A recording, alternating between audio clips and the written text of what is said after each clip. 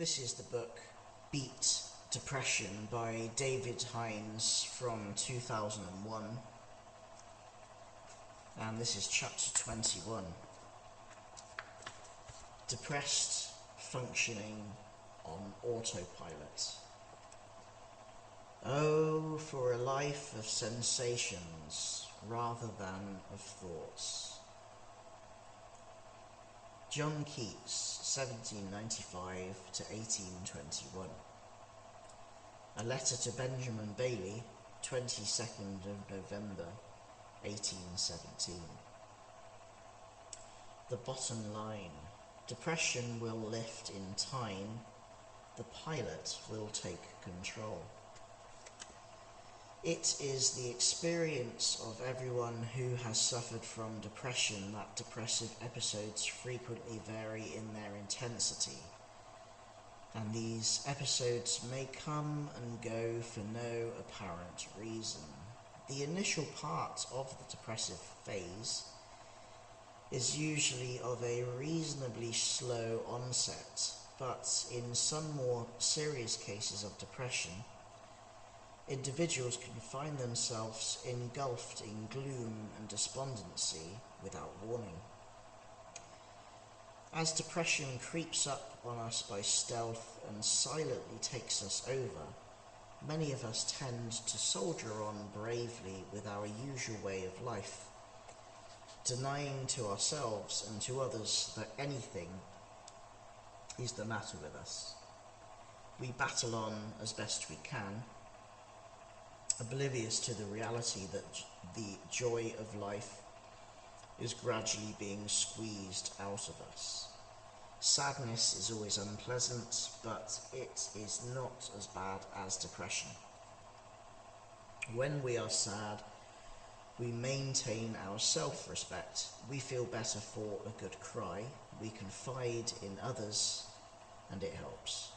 Not so when we are depressed.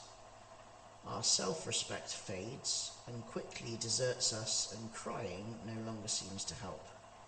We feel alienated and alone because our friends and loved ones do not seem to understand how we feel, and we no longer have the energy, the will, or the ability to explain. All over the world, women have a tendency to react to depression more sensibly than men, even though a staggering 57% of women who suffer from premenstrual syndrome have thought of suicide, according to a United Kingdom study in the year 2000 of 400 women with mild to severe PMS.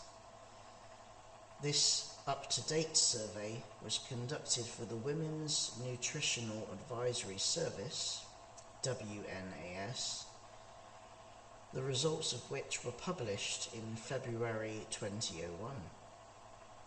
It follows the sad case of 16-year-old schoolgirl Kerry Kimball, who suffered so badly from PMS depression that she hanged herself at home. More than 80% of those surveyed feel violent and aggressive for up to 2 weeks before their periods, and a disturbing 92% feel depressed. Up to 40% of women suffer badly enough from PMS to consult their doctor about it, and millions more may be suffering in silence. Approximately 3% of women are forced to take up to 2 days off work every month because of their symptoms are so severe. The WNAS claim that the best way to alleviate the symptoms of PMS is by changes in diet, nutritional supplements, and an exercise and relaxation regime. Whereas women who are suffering from a depressive illness may actively seek the company of other women for support, men tend to deny the very existence of their depression and withdraw into themselves, making matters considerably worse. Another challenge to the medical profession is the smiling depressive. This phenomenon is a variation of hypochondria, whereby the individual at risk has rejected all depressive symptoms out of hand. Smiling depressives generally refer to their doctor all the aches and pains that are worrying them, and then proceed to wave aside the actual diagnosis with a dismissive but valiant smile. Smiling depression is a form of masked depression, and such patients often have difficulty in believing that their physical symptoms are the result of their state of mind.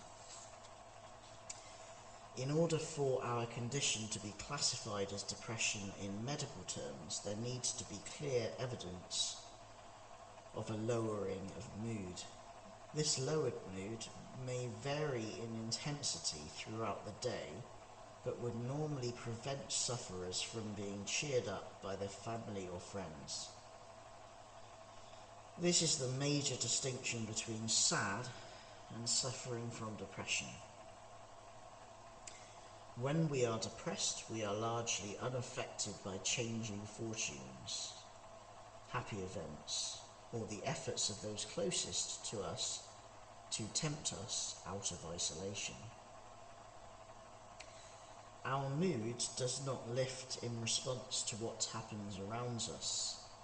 We have a tendency to remain in a state that is referred to in medical terms as emotionally flat and unresponsive.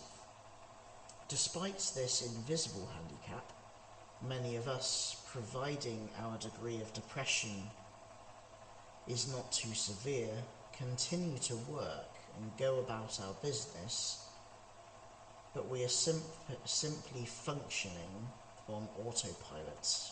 We are not living life as it is supposed to be lived.